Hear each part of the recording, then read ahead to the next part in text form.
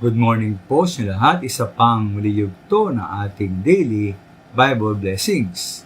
Pamagat po na ating aring umaga ay manumbalik kapag pinalo ng Diyos. Manumbalik kapag pinalo ng Diyos. Ating pong nais bilang mga nagmamahal na Kristiyano ay kabubuti na ating kapwa. Di po ba? Na kung maaari huwag silang magkasakit o sana ay gumaling na kung sila may magkasakit.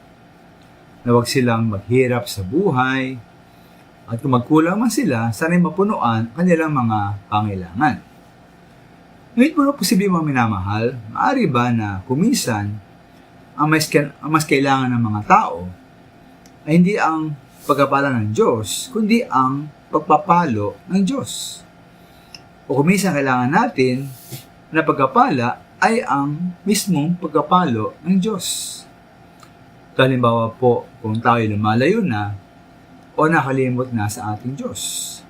Sa pagkataong ito, ay higit na pagkapala, tulad ng pera, yaman, kasaganahan, kalusugan, kasiyahan, ay maaaring lalo lamang mag-akit sa atin na manatiling ligaw at malayo sa ating Diyos.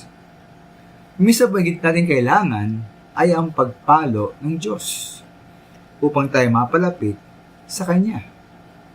Ay nga po sa mga awit 119:97, ang mga awit po ay dating namumuhay ng baluktot.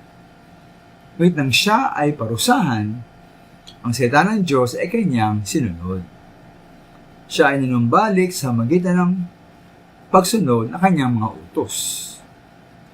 Mula rin po sabi po sa Hosea 6:1, halikayo, tayo manumbalik kay Yahweh, sapagkat ang nanakit ay siya ring magpapagaling.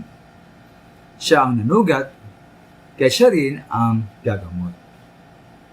Sa larangan pong pisikal o medikal, totoong tayo malimit pumunta lamang sa doktor at ating ikilala ang kahalaga ng isang doktor kapag tayo ay may sakit.